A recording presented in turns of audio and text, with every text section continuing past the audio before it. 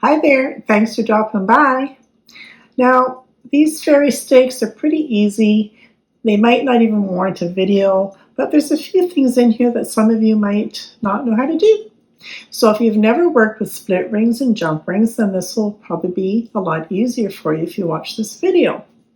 So I was originally going to make these just with like really thick gauge wire, go out and find some fancy doorknobs, go out and find the beads, buy them all individually, and I went, why am I doing this? I'm making it way too hard for myself. So you can buy these kits, and they come with the rod and all the beads, and I've added a few extra accessories that you will see in the video. Have a look and I will show you how to add more fun and sparkle to your decor inside and out for your garden, for your indoor plants, or wherever you want to put them. Look at all that sparkle and shine.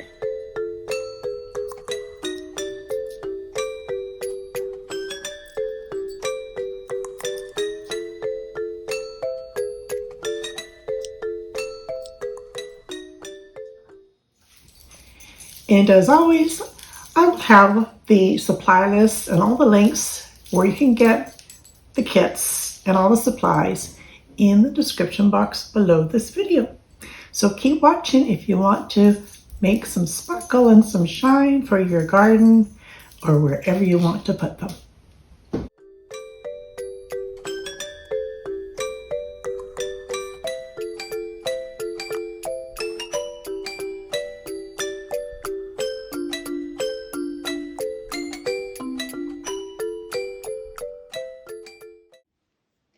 So this kit certainly made it a whole lot easier. I didn't have to buy everything individually, and you just have to thread them on. Do make sure that you've got the glass beads though, because if you've got the plastic ones, this color will not last. It will fade out. And it comes with a threaded steel rod, lots of different colors of these type of beads, and the shiny beads like this. And it also comes with your locking bolt, which you do need to lock onto the bottom like so they stay in place. And what I found was the charms that came with the particular kit that I bought were kind of a little bit junky. This kit actually came from Temu, it wasn't from Amazon. But there's some in here that are more kitty-like, and I don't really want to put Rudolph on my garden stake. So I chose to buy an extra bag of the glass octagon beads crystal prisms. And I'm going to actually put these on and take away the junky charms. So let's do one of those for you. The kit I bought happened to have one of this type of system where I can just pop the rod right inside here, and it's got the hanging bead. It does have the ring in here that I can open up, and best if you just use your pliers and don't pull out this way, but move it sideways. So you're just wanting to move it sideways like so. So you can open it up wide enough to get your one charm off and the other one on. So let's take this one off. So I found the easiest way is just to take that ring right off once you've opened it up. Put that aside. Then get your ring so it goes through the hole of your bead till it comes out the other side.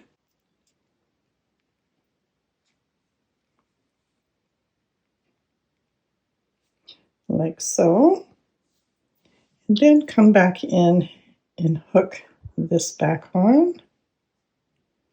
And then once you've got your little barrel charm on, I find it easier if I kind of come in with two pliers. So let's grab this side and ignore my painted nail.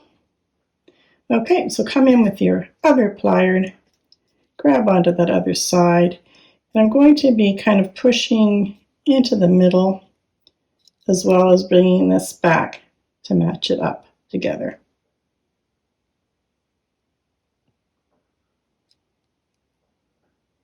like so. And let's show you another idea. You can also find charms like this online, and depending whether you like gold, I prefer the silver myself. And I love the beach theme, so of course I tend to go for starfish and things like that and shells. And those can come in a big box like this and a real variety, so that's another option for you. You might get one of these rings in your kit and you might be wondering, what is that for? Well, I'm going to show you that right now, and we'll work with one of our jump rings and I'll show you what to do with it. So I've just placed it on my thumb. I've got my jump ring in my pliers and I've got one charm. So let's pop one of the charms on there.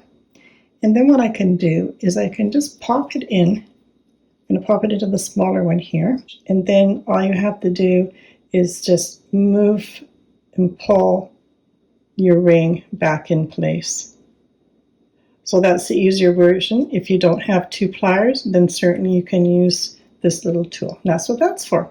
And if you are going to use this to place onto your metal rod, I would suggest you do put two jump rings on, because then it will hang a lot nicer. And now that's all ready for our fairy stake. If you want to have lots of prisms, lots of pretty colors shining off the sun, then I'll show you how you can do this. So this particular one that I've got is actually 12 millimeter, and they're a bit different than the jump rings that they just come together like so. These ones are more like a keychain ring where they will overlap further, so you've got quite a bit more security there. So I'm just going to open up my split ring just with my thumb a little bit here, and then I'm just going to grab my plier and just work it in here just so it stays open so I can thread my charms on, or whatever you want. I'm just going to grab some of these and I'm going to start threading them on. And you can put either probably about 6 or 7 of them on here, whatever you want. Just keep putting them on. So I'll carry on and put the rest of them on here. So I managed to put 8 of them on there. So I can let that close out now. And then you're just going to have to thread these around just so it closes it up. Isn't that pretty? And then it's just ready. You can just pop that. And then you just pop your rod right through the middle, and you've got this beautiful sparkle all the way around. So we'll put that on as well. And if you don't have a second pair of pliers, you can always just use your thumb and finger to bring that together as well. It goes together quite nicely.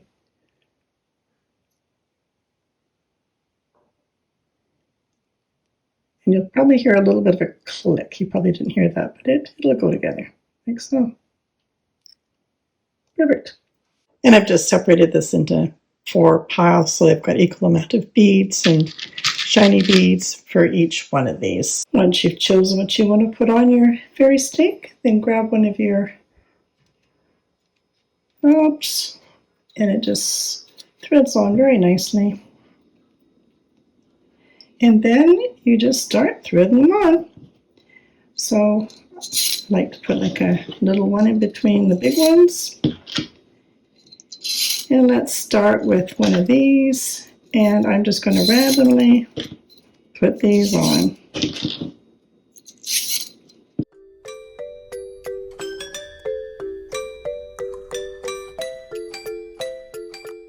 Then with my kit, they gave me one rounded ball, so I like to put that on. It's got a little bit of a smaller opening in the bead, and then you want to bring on your locking nut and just get it started and thread it on. And just bring it up until it's tight to the last bead. There we have another fun fairy garden stake. It's so pretty. And then just make sure you leave about this amount so you've got something to put in the dirt so it can go into your garden.